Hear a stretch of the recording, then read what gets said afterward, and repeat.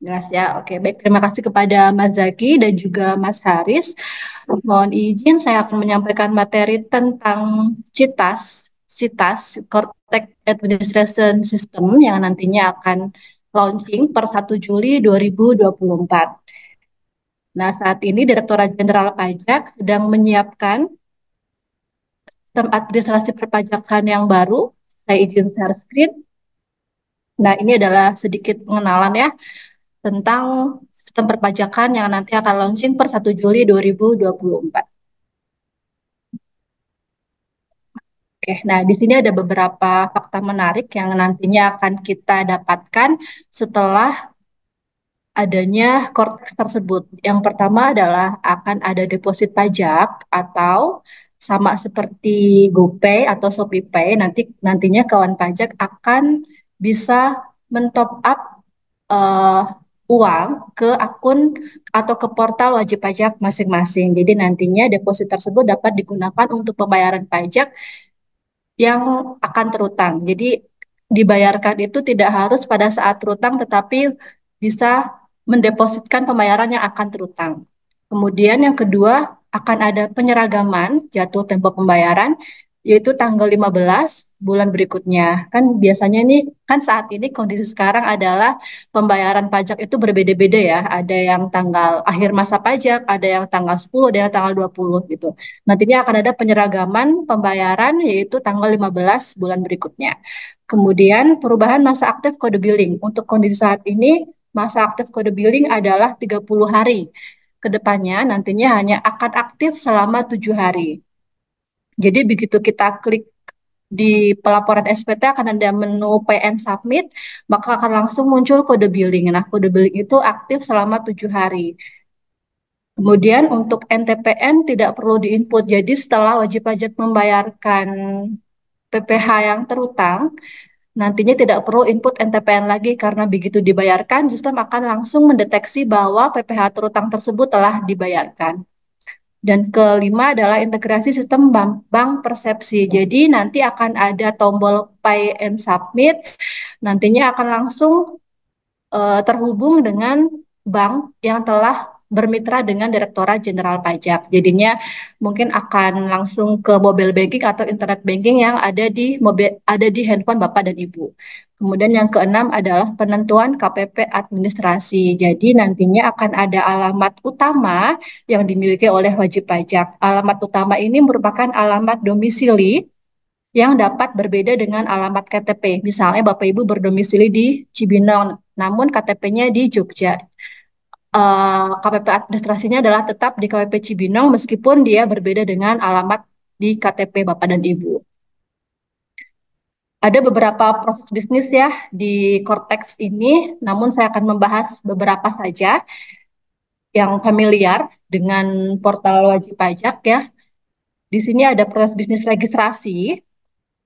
Nah, kita tahu sendiri ya Bapak Ibu ya bahwa ada beberapa tantangan yang dialami oleh wajib pajak selama mendaftarkan NPWP. Contohnya di IREK pasti ada beberapa kendala.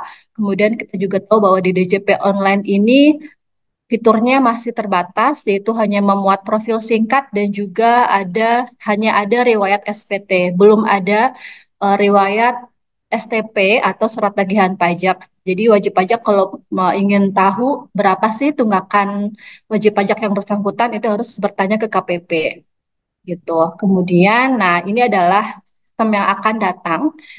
Citas portal login-nya tampilannya kurang lebih seperti ini ya, gambaran umumnya ya, akan memuat yang pertama untuk menu login-nya adalah menggunakan NIK atau NPWP 16 digit, NIK untuk orang pribadi, kemudian NPWP 16 digit ini untuk wajib pajak badan. Nah, banyak yang bertanya kalau wajib pajak badan itu gimana sih NPWP-nya? Sebenarnya hanya cukup menggunakan 0, angka 0 di depan NPWP. Jadinya nanti jumlahnya adalah 16 digit. Namun implementasinya masih per 1 Juli ya Bapak Ibu. Jadi bersabar dulu untuk NPWP yang badan. Kemudian passwordnya ini diinput di sebelah ini di bawah dari NIK atau NPWP. Kemudian Nanti wajib pajak juga dapat memilih bahasa yang tersedia di Cetak Portalog ini ada bahasa Indonesia dan juga ada bahasa Inggris. Kemudian ada menu reset password juga, sama ya seperti di DJP online, dan ada menu pendaftaran baru di sebelah sini. Nah, untuk aktivasi akun wajib pajak di TP Portal ini tidak perlu menggunakan EVIN lagi ya, Bapak Ibu. Jadi nanti setelah Bapak Ibu melakukan pendaftaran, silakan untuk langsung mengecek email yang didaftarkan untuk mendapatkan password sementara. Nah, nanti Bapak Ibu silakan untuk masuk ke portal, kemudian memasukkan NIK dan password sementara yang telah didapatkan di email. Nantinya akan ada validasi data email, nomor handphone, dan verifikasi biometrik wajah. Untuk verifikasi biometrik wajah ini untuk orang pribadi WNI, sedangkan untuk WNA nanti cukup menggunakan foto. Nah, di menu portal ini juga dapat mengubah password sementara untuk menjadi password yang baru agar mudah diingat oleh wajib pajak. Kemudian, Bapak Ibu juga dapat membuat paspres untuk tanda tangan digital pada dokumen perpajakan, sama seperti paspres pada sertifikat digital yang saat ini ya. Kemudian akun portal wajib pajak sudah aktif dan dapat digunakan untuk semua aktivitas perpajakan. Nah, ruang lingkup di proses bisnis pendaftaran ini ada beberapa ya, ada pendaftaran, kemudian pengukuhan pengusaha kena pajak, pendaftaran objek PBB, perubahan data dan status wajib pajak, dan juga pencabutan dan penghapusan. Nah, di pendaftaran wajib pajak ini terbagi masih sama ada tiga ya, ada orang pribadi, badan, dan juga instansi pemerintah. Nah, untuk wajib pajak orang pribadi, nanti kita dapat memanfaatkan fasilitas Trisi, klik call counter, dan juga ada cara lainnya. Nah, cara lainnya ini untuk wajib pajak WNI ya, itu dapat mengaktifasi NIK menjadi NPWP dengan datang ke Dukcapil atau menggunakan sistem dari Dukcapil. Jadi nggak perlu ke kantor pajak sebenarnya, cukup aktivasi saja NIK-nya menjadi NPWP di sistem Dukcapil. Untuk WNA bisa aktivasi bisa pas kan kalau WNA itu bisa menggunakan password atau kitab atau kitas ya. Itu langsung datang ke Direktorat Jenderal Imigrasi atau menggunakan sistem Dirjen Imigrasi agar tervalidasi bisa menggunakan NPWP atau bisa menggunakan portal wajib pajak. Jadi nggak cuma ke kantor pajak juga, tapi bisa ke Dukcapil, ke imigrasi, maupun menggunakan kontak center ya di 1500 200 ataupun klik di pajak.go.id.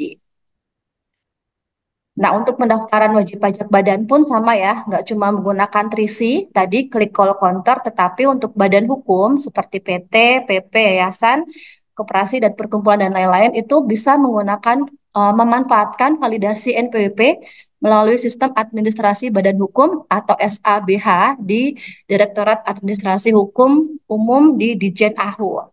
Sedangkan untuk badan usaha, CV, firma, dan lain-lain, itu bisa memperoleh NPWP di SABU, Sistem Administrasi Badan Usaha, SABU ya. Jadi ada SABU dan ada SABH. Dan untuk badan lain, itu bisa menggunakan portal Trisi tadi ya, kontak center, pos jasa ekspedisi, atau datang ke KPP terdekat.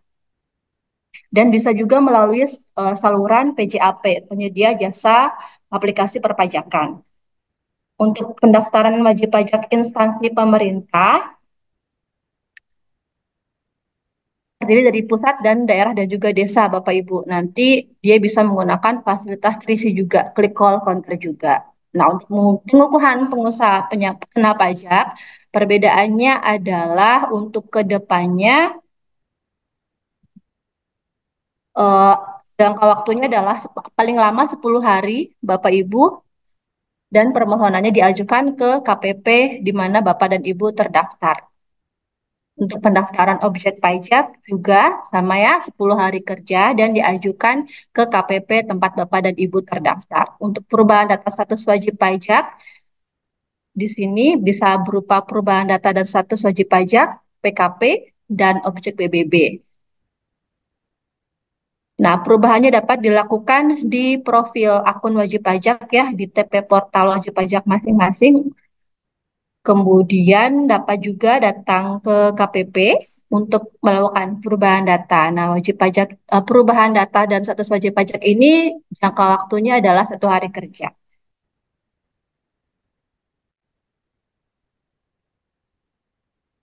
Untuk penerbitan sertifikat elektronik juga sama ya, nanti tetap mengisi formulir permohonan melalui portal wajib pajak. Jadi bisa melalui TP portal maupun bisa datang ke KPP di mana saja, tidak harus ke KWP terdaftar ya. Perbedaannya adalah itu. Kalau sekarang kan masih harus ke KWP terdaftar nih. Kalau ke depannya perubahan data bisa dilakukan melalui KPP di mana saja dan bisa juga melalui TP portal wajib pajak masing-masing.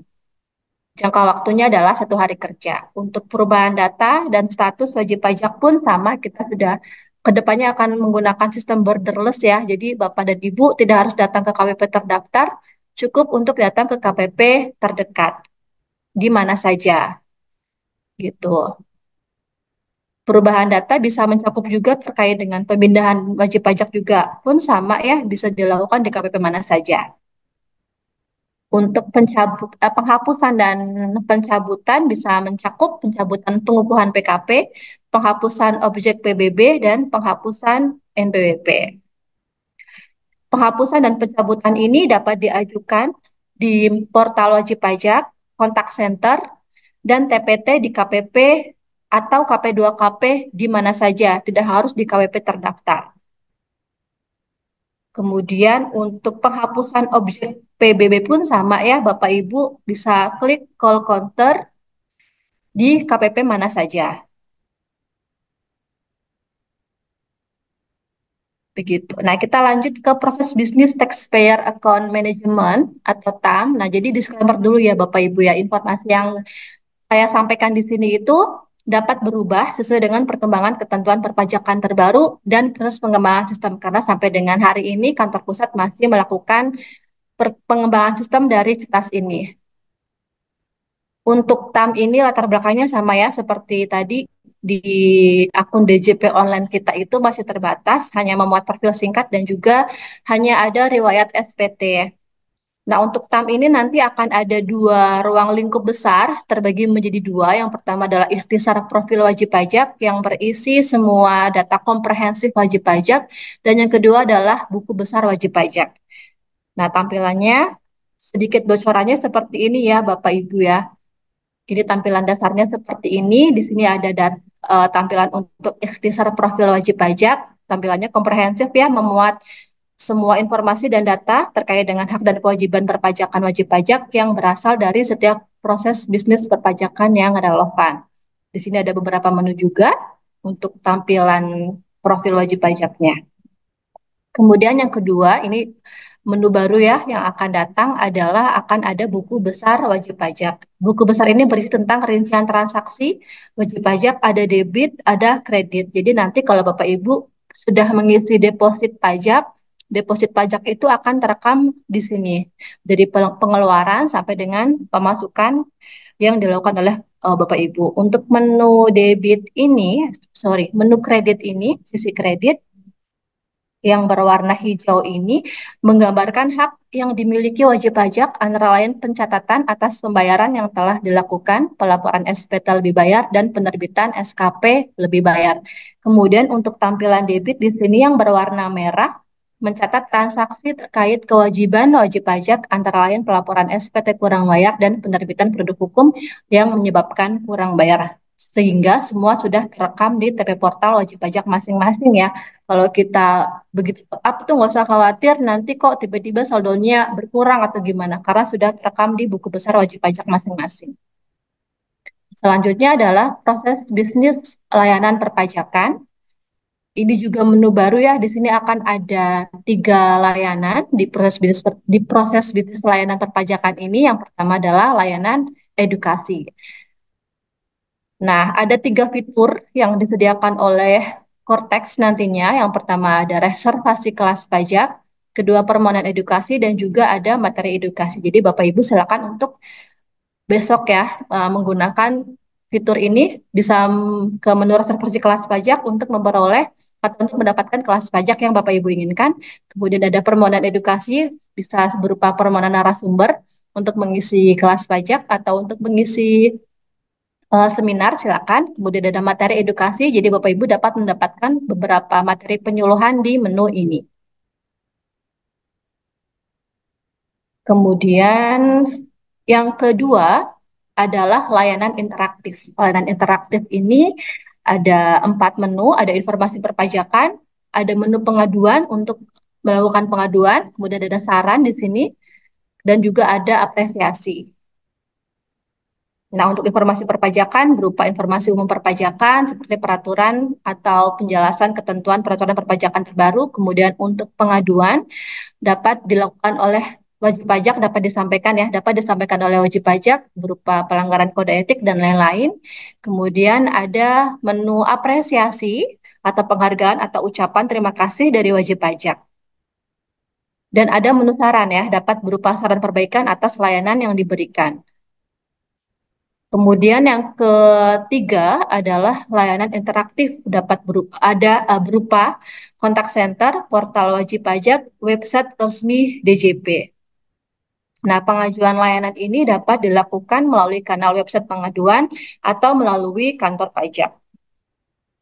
Ini layanan administratif yang ketiga ini tadi ya menutrisi ya, bisa klik website dan portal wajib pajak, kemudian ring pajak di 1.500 dan juga datang langsung ke kantor pajak atau melalui pos atau jasa ekspedisi.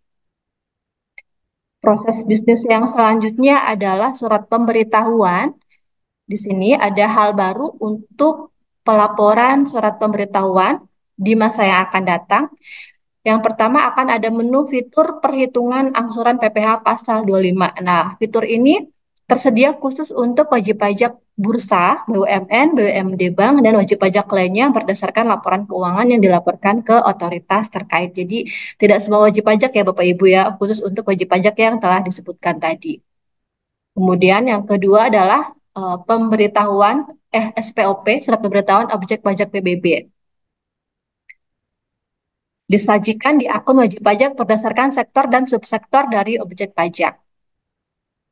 Kemudian yang ketiga adalah SPT masa PPN, PPNDM, pemungut PPN, non-PKP, pemungut PPN PMSE. Jadi nantinya untuk PKP tidak perlu lagi meminta nomor seri faktur pajak. Jadi nomor seri faktur pajak atau NSFP akan tergenerat otomatis ya di SPT. Jadi nggak perlu repot-repot minta nomor seri faktur pajak. Begitu kita klik buat faktur, nomor seri faktur pajak akan otomatis terisi. Kemudian yang kedua adalah kompensasi pajak masukan dari masa pajak sebelumnya akan terisi juga secara otomatis. Nah, untuk surat pemberitahuan ini juga berlaku tidak cuma untuk wajib pajak selain instansi pemerintah ya, tetapi berlaku juga untuk instansi pemerintah. Jadi nanti tidak ada bedanya antara wajib pajak non instansi dengan wajib pajak instansi. Tampilannya akan sama di TW Portal Wajib Pajak. Untuk SPT masa pasal 21, 26 juga data bukti potongnya ke depannya sudah real time dan terpopulated dari database registrasi.